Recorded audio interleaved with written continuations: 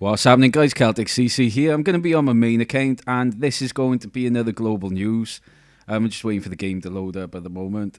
Okay, I've filled up another list. I got 20 things on it altogether, so this should be a bit of a longer one.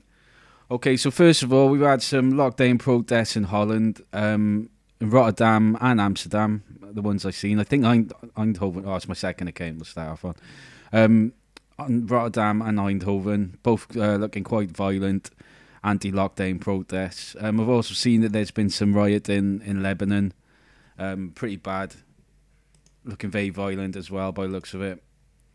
Hold on, let me just get myself set up here. London's Victoria Park has been looking packed despite stay-at-home measures being put in place. It was quite funny actually. It was just like people going about. Obviously, a lot of people still wearing masks and everything, but a lot of people not as well.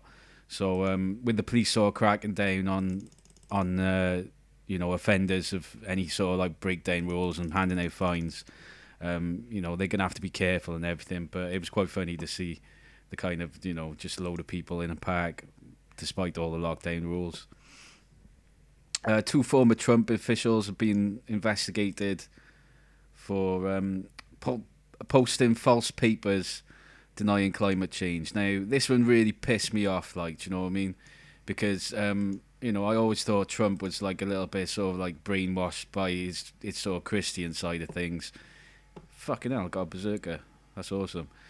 By his sort of like his Christian beliefs, because he was obviously being like brainwashed by these evangelical ones who deny climate change. You get a lot of that in America. It's really fucking annoying. Like, do you know what I mean? They're always pro capital and pro money and stuff, and I think that had a lot to do with it. But it was actually having officials giving him false information as well.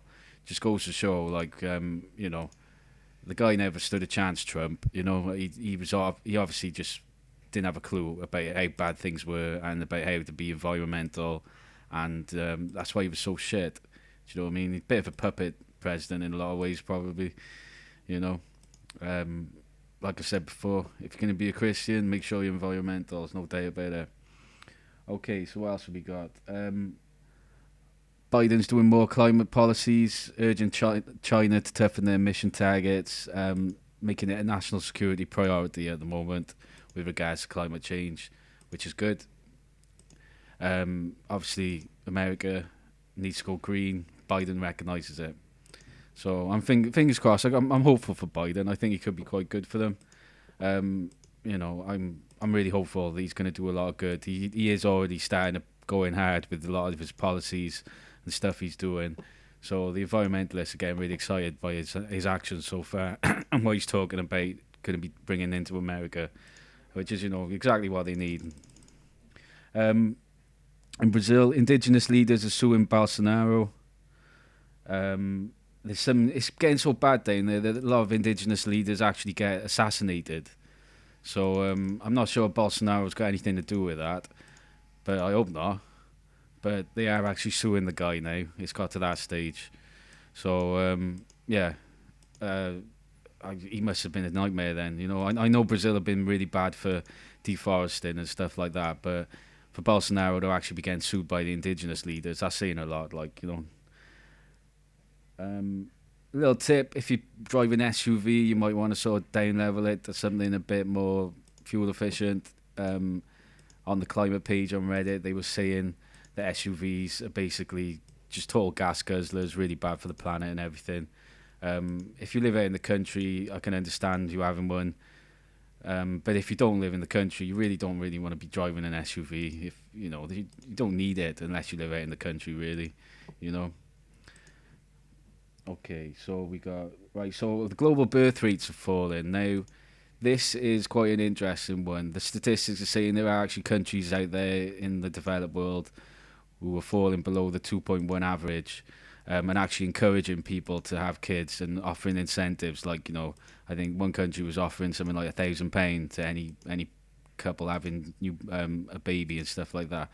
That's because of the whole sort of like keeping your country and economy growing. You've got to keep the population kind of stable and slightly growing.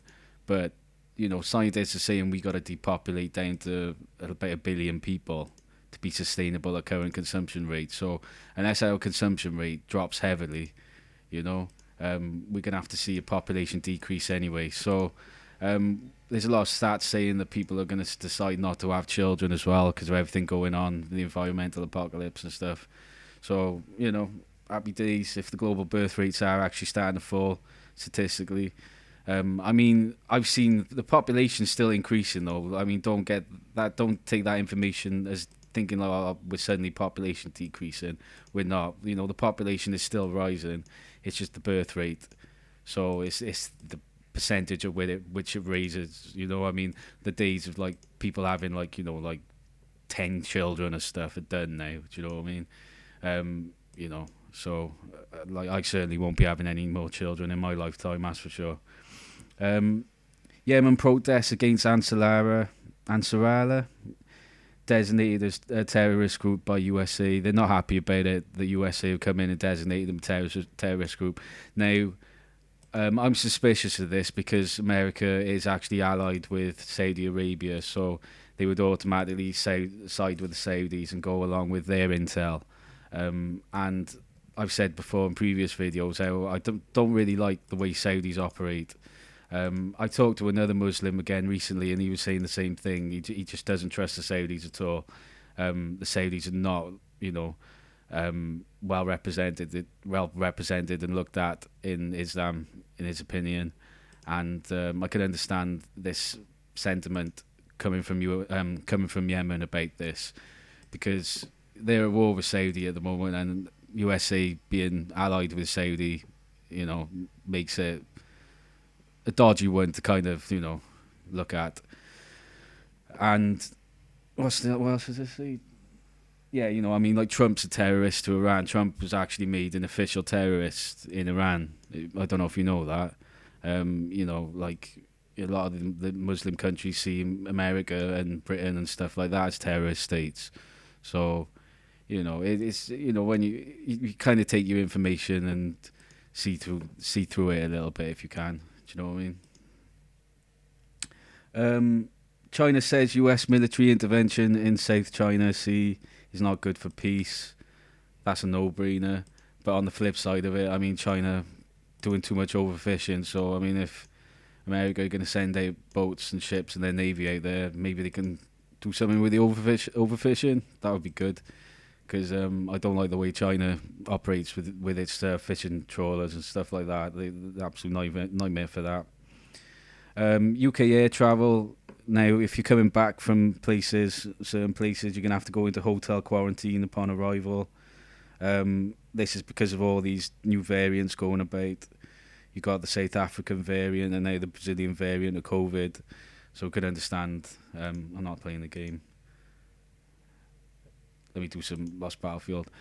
So you can understand why that's come about. There's been a South African crisis with babies being abandoned due to the economic crisis there.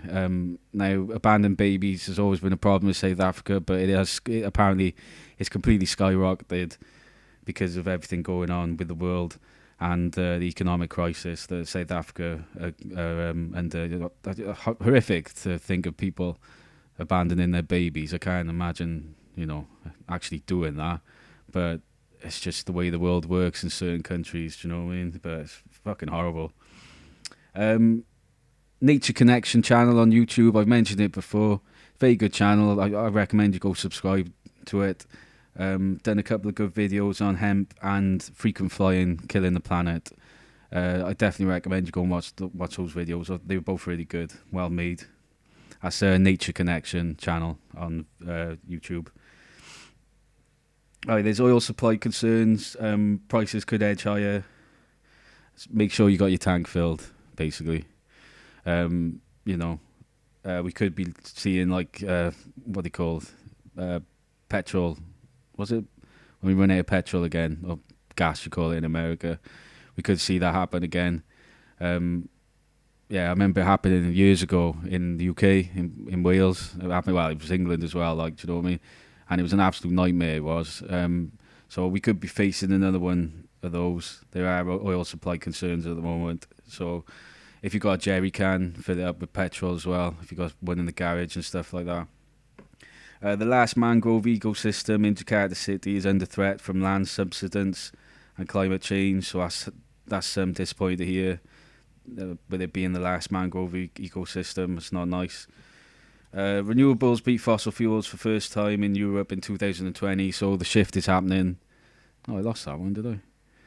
Yeah, so renewable beat fossil fuels. So the shift is starting to happen. Officially happened in 2020. So Europe's on its way. Still a lot more work to be done, but that's good to know. Right, so apparently COVID has cost $16 trillion total across the globe so far. Obviously, that's a shit ton of money. And most well, actually all continents have been hit with recession as well. The only thing is, though, I don't know whether it takes into account personal costs. You know, I mean, there's some people getting themselves more into debt or eating up their savings or losing businesses and stuff like that. You know, I mean, with UK we got the furlough scheme going. Oh, I've lost Barfield's going bad.